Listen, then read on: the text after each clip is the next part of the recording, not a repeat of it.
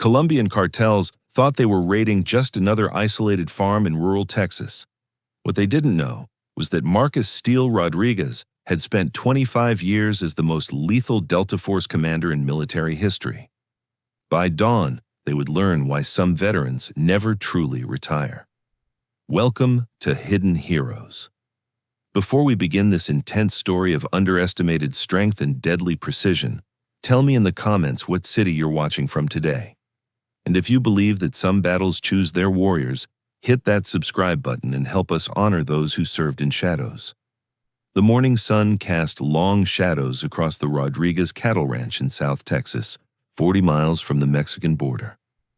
At 58, Marcus Rodriguez moved with the deliberate precision of a man who had spent decades calculating every step. His weathered hands guided the tractor along fence lines he'd mended countless times, his eyes constantly scanning terrain that most would see as peaceful farmland. Marcus saw kill zones, approach routes, and defensive positions, old habits from a different life when his call sign Steel had struck fear into the hearts of terrorists across 3 continents. The cattle ranch had been his sanctuary for 8 years since retiring from Delta Force. No more classified missions, no more impossible odds, no more leading teams into situations that officially never happened. Just 500 acres of Texas grassland, a modest house, and the kind of peace that only comes after 2.5 decades of controlled violence. But peace, Marcus had learned, was something you had to fight to keep. The first sign of trouble came from his neighbor, Elena Santos, whose ranch bordered his property to the east. Her pickup truck approached along the dusty road, moving faster than usual. Marcus shut off the tractor and waited, noting the tension in her shoulders as she climbed down from the cab. "Marcus," Elena called out, her voice tight with worry, "we need to talk." At 62, Elena had lived on the border her entire life. She knew the difference between routine smuggling activity and something more dangerous. Marcus had learned to trust her instincts about threats most people never saw coming. "What's happening?" Marcus asked, though part of him already knew. "Los Sombras," Elena said quietly. "They've been asking questions about your place. My foreman overheard them in town yesterday talking about the quiet Americano with too much land and not enough protection." Marcus felt familiar ice settle in his stomach. Los Sombras, the Shadows, were one of the newer Colombian cartels, more organized and more vicious than the traditional Mexican operations. They'd been expanding north, taking territory through a combination of extreme violence and tactical sophistication. "How many?" Marcus asked, his voice carrying the calm tone that had once coordinated airstrikes in hostile territory. "My foreman counted 8 vehicles yesterday, but Marcus," Elena hesitated. "He said they weren't dressed like typical sicarios, military gear, coordinated movements. These aren't street thugs." Marcus nodded, processing the intelligence. 8 vehicles suggested at least 30 to 40 operatives. Military equipment meant they were treating this as a tactical operation, not a simple intimidation visit. They'd done their reconnaissance and believed they were targeting an isolated ranch with minimal resistance. They were half right. "Elena, you need to take your family to your sister's place in San Antonio, tonight." "I'm not running from these bastards." "You're not running," Marcus interrupted gently. "You're giving me room to work." Something in his tone made Elena study his face more carefully. For 8 years, she'd known Marcus as a quiet, helpful neighbor who fixed her equipment and helped during calving season. Now she was seeing something else beneath the surface, something that explained why a man in his 50s had chosen to live alone on a border ranch with no apparent concern for his safety. "Marcus, who were you before you came here?" "Someone who handled problems like this," he replied simply. "Pack light? Leave tonight? Give me 3 days?" After Elena left, Marcus walked his property with different eyes. The cattle ranch he'd built for peace could easily become a fortress. The main house sat on elevated ground, with clear sight lines in all directions. The barn and outbuildings provided cover and concealment. The access road created a natural funnel that would force vehicles into predictable approach routes. Most importantly, the ranch was exactly where Marcus wanted to be if someone was foolish enough to bring violence to his door. He spent the afternoon preparing. To any observer, he was simply maintaining his property, checking fence lines, servicing equipment, organizing supplies. In reality, he was conducting pre-battle preparations with the methodical precision of a Delta Force mission planner. The weapons cache hidden beneath his workshop hadn't been opened in 2 years. Military-grade rifles, tactical gear, communications equipment, and enough ammunition to outfit a small unit. Everything maintained in perfect condition, because Marcus had learned that retirement was often temporary. His satellite phone connected him to a network he'd hoped never to use again. Within an hour, confirmation came back.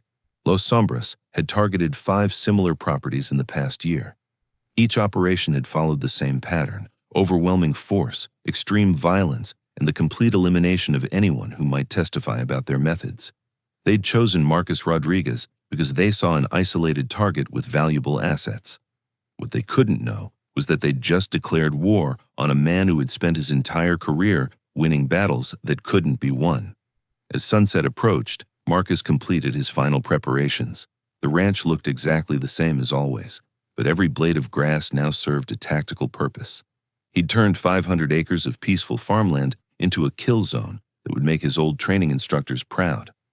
The motion sensors he'd installed after buying the property were military-grade, designed to detect approaching vehicles from miles away. The security cameras disguised as ranch equipment provided real-time intelligence on all approach routes. Most importantly, the emergency communication system could reach federal agencies if needed, though Marcus hoped to resolve this situation before involving anyone else. At 9:47 p.m., the sensors detected the first vehicles approaching from the south. Marcus checked his gear one final time: tactical vest, rifle, communications equipment, and the kind of calm focus that had carried him through missions in Afghanistan, Iraq, and places that didn't appear on any official maps. Through his night vision scope, he watched 8 vehicles moving in formation along the dirt road surrounding his property: professional spacing, coordinated timing, military-style reconnaissance. Los Sombras had brought their best people, clearly expecting serious resistance. They were about to get more than they bargained for.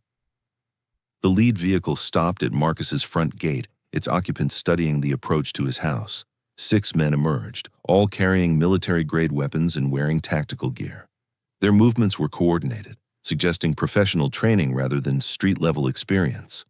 Marcus keyed his radio, transmitting on frequencies monitored by federal agencies along the border. "This is Steele. Grid coordinates 29.7604, negative 98.9842. Multiple hostile vehicles conducting apparent raid on private property, engaging in self-defense." The transmission would create an official record while alerting Border Patrol and DEA units to potential cartel activity. More importantly, it would establish legal justification for whatever happened next. The cartel team approached his house with textbook precision, using proper spacing and covering each other's movements. Marcus had to admit they were well-trained. Under different circumstances, he might have recruited men like these for special operations work. Tonight, they were simply targets. Marcus triggered the first surprise from his position near the barn. A series of small charges, carefully placed around his property, created flashbang effects that illuminated the night without causing permanent damage. The sudden light and noise disrupted the cartel team's night vision and revealed their positions. Before they could adapt, Marcus opened fire with precision that came from decades of training. His shots were carefully aimed, disabling rather than killing, demonstrating capability while minimizing casualties. 2 operatives went down with leg wounds. A third lost his rifle to a perfectly placed shot. The cartel team's response was immediate and professional. They took cover, established fields of fire, and began coordinating a tactical assault on Marcus's position. Their radio chatter revealed Colombian accents and military terminology. These weren't ordinary criminals. They were professionals, possibly former military or paramilitary operatives. Under normal circumstances, 8 trained operatives would overwhelm a single defender through superior numbers and coordinated assault. But Marcus Rodriguez wasn't a normal defender. Moving through his property with ghost-like silence, Marcus employed tactics that had made him legendary within special operations communities. He appeared behind cover the cartel team thought was secure, eliminated sentries they'd posted, and disappeared before they could respond. "Contact left," one operative shouted in Spanish, firing at shadows. "Where is he?" another demanded, spinning to cover multiple angles. Marcus's response came from a completely different direction. a precisely placed shot that disabled their communications equipment, cutting them off from any potential backup. The psychological pressure was as important as the tactical advantage. Los Sombras operatives were accustomed to being the predators, using overwhelming force against helpless victims. Finding themselves outmaneuvered by a single defender in familiar terrain was breaking down their coordination. "Fall back to the vehicles," their leader commanded, recognizing that the operation had gone sideways. But Marcus had anticipated this response. Small charges placed along the access road disabled 3 vehicles, while carefully positioned obstacles blocked retreat routes. The cartel team found themselves trapped in terrain that their target had turned into a maze of defensive positions. "This is impossible," one operative shouted, his voice carrying the edge of panic. "One man cannot do this." Marcus's voice came from the darkness, speaking perfect Spanish with the calm authority of someone accustomed to command. "You picked the wrong ranch, boys. Drop your weapons and you live through this." The cartel team's response was a desperate assault on Marcus's last known position.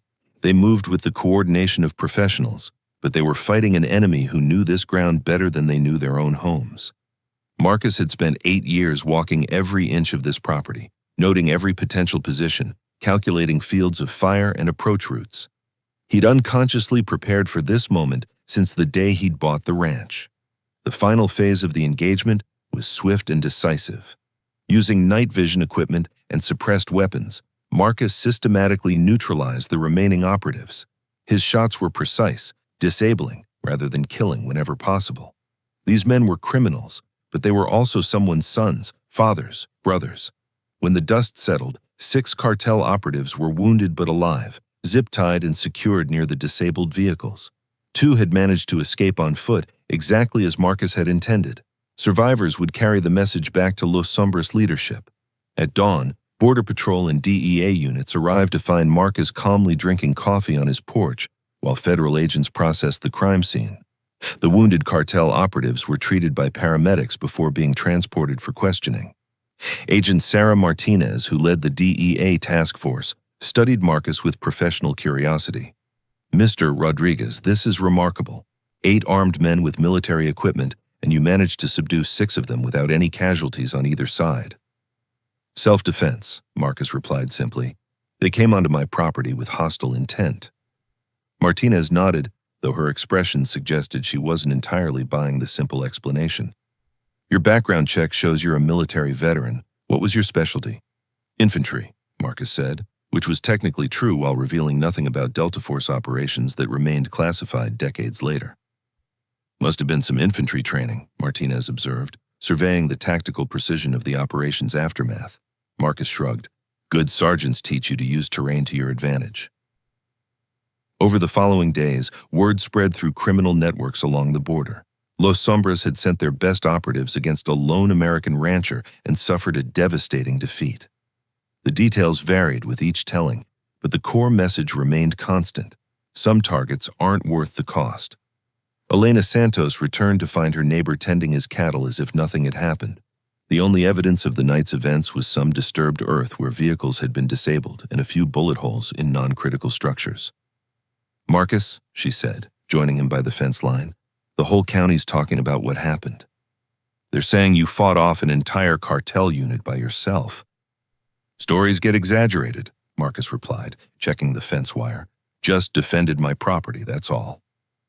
Elena studied his profile, noting the calm competence that she now recognized as something deeper than simple ranch work. "You know they'll try again eventually. Los Sombras doesn't forget." Marcus smiled slightly, his eyes scanning the horizon with automatic tactical awareness. "Let them try. This ranch is exactly where I want to be if anyone's foolish enough to bring violence to my door." "Who are you really, Marcus? Before you came here?" Marcus considered the question while watching his cattle graze peacefully in fields that had recently been a battlefield. "Someone who spent his life making sure good people could sleep peacefully at night. Still am, I suppose, just with a smaller area of responsibility." The ranch returned to its normal routine, but something had changed. Word traveled through both criminal and law enforcement networks about the quiet rancher who had single-handedly defeated a professional cartel assault team. Drug smugglers began taking different routes, avoiding the area around Marcus's property. Local ranchers started stopping by more frequently, sharing coffee and conversation with their neighbor who had proven that some places were too dangerous for even the most dangerous criminals to threaten. Marcus resumed his peaceful life, tending cattle and maintaining his property. But now he did so with the satisfaction of knowing that his particular skills still had value in protecting the things he cared about. The Delta Force commander had officially retired years ago. The man who had earned the call sign Steel through countless classified operations was part of a past that couldn't be discussed. But the man who would defend his home, his neighbors, and his way of life against any threat, that man was very much still on duty. Sometimes retirement is just a change of mission. Marcus Rodriguez had traded global operations for a 500-acre ranch, but his commitment to protecting what mattered remained unchanged. The cartels learned that night why some veterans never truly leave the battlefield. They just choose more carefully what's worth fighting for. Have you ever met someone whose quiet strength ran deeper than appearances suggested? Share their story in the comments. And if this reminds you that heroes often hide in plain sight, subscribe to Hidden Heroes for more stories of those who served and continue serving, even after the uniform comes off.